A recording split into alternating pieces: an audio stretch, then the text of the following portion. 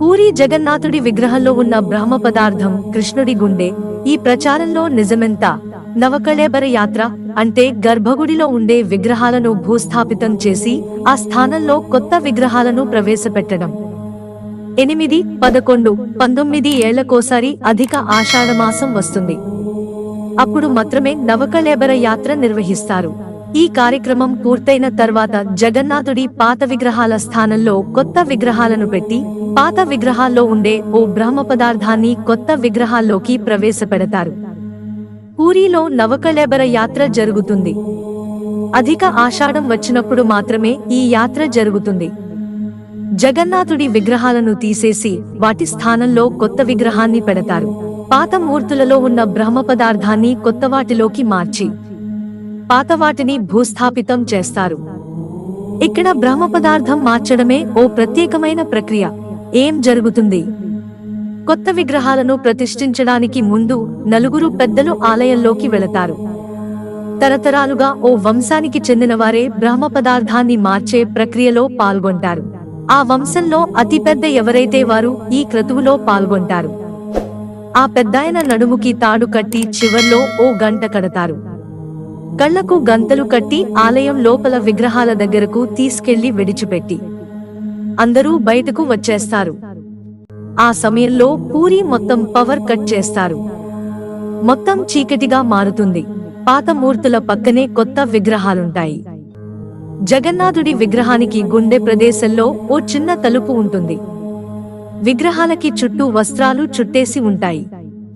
ఆ వస్త్రాలన్నీ తొలగించి జగన్నాథుడి గుండె దగ్గరున్న చిన్న తలుపు తీసి లోపలున్న బ్రహ్మ పదార్థాన్ని కొత్త విగ్రహంలోకి ప్రవేశపెడతారు. ఈ మొత్తం క్రియ పూర్తయిన తర్వాత ఆ పెద్దాయన గంట వాయిస్తారు. అప్పుడు పాత విగ్రహాల ప్రదేశంలో కొత్తవి ప్రతిష్ఠిస్తారు. అప్పుడు ఆ పాత విగ్రహాలను తీసుకెళ్లి సమాధి చేస్తారు. దీనిని నవకళేబర యాత్ర అంటారు. బ్రహ్మ పదార్థం శ్రీకృష్ణుడి గుండె అనే ప్రచారంలో నిజమెంత? పూరీ జగన్నాథుడి విగ్రహంలో ఉండే ఆ బ్రహ్మ పదార్థం శ్రీకృష్ణుడి గుండె అనే ప్రచారం జరుగుతోంది. దీని వెనుక ఓ కథ కూడా చెబుతారు. జర అనే వేటగాడు కృష్ణుడిని పొరపాటున బాణంతో కొట్టిన తర్వాత అందుకు ప్రతిగా అంత్యక్రియలు నిర్వహించాడు. కాని శరీరం మొత్తం గూడిదైనా హృదయం కాలలేదు. దాన్ని సంచిలో పెట్టుకుని వెళ్లి ఎక్కడెక్కడో తీసుకెళ్లి చివరకు ఓ చెక్కపెట్టెలో ఉంచి సముద్రంలో వదిలేశాడు. అదే పూరీ తీరానికి కొట్టుకొస్తే అక్కడ రాజు దాన్ని తీసి అదో విశిష్టమైనది అని గ్రహించి జగన్నాథుడి విగ్రహంలో పెట్టించారని కథనం. అది ఓ ఎలక్ట్రానిక్ డివైస్ అని, అందుకే షాక్ కొట్టకుండా చెక్కలో పెట్టించారని అంటారు. ఇది ప్రచారంలో ఉన్న కథ. మరి వాస్తవం ఏంటంటే కృష్ణుడి గుండె అనే ప్రచారానికి మూలం అయిన కథకు మూలం జర అనే వేటగాడు. కానీ భాగవతంలో ఏముందంటే జర అనే వేటగాడు పక్షి అనుకుని బాణం వేసి ఆ తర్వాత అరుపు వినిపించడంతో అటుగా వెళ్లి చూసి కృష్ణుడిపై బాణం వేశానని తెలిసి పశ్చాత్తాపంతో కుమిలిపోయాడు. ఆ బాధతోనే శరీరం వదిలేశాడు. ఆ తర్వాత అర్జునుడు వచ్చి కృష్ణుడి దేహాన్ని చూసి అంత్యక్రియలు నిర్వహించాడు. అంటే ప్రచారంలో ఉన్న కథ పూర్తిగా కల్పితం మాత్రమే. అంటే కృష్ణుడి గుండె ఇంకా ఉందనే ప్రచారంలోనూ వాస్తవం లేనట్టే. ఈ ప్రచారం ఎలా జరిగింది? దీనికి సంబంధించి స్కాంద పురాణంలో ఓ శ్లోకం ఉంది. విష్ణోః కళేబరే తస్మిన్ క్షేత్రే శ్రీ పురుషోత్తమే అంతర్వేది మహాపుణ్య విష్ణోః హృదయ సన్నిభ.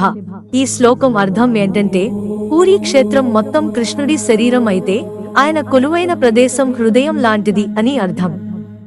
అలా ఈ శ్లోక అర్థం కాస్త పూరీ విగ్రహాల్లో జగన్నాథుడి విగ్రహంలో ఉన్న బ్రహ్మ పదార్థం కృష్ణుడి గుండె అని మారిపోయింది.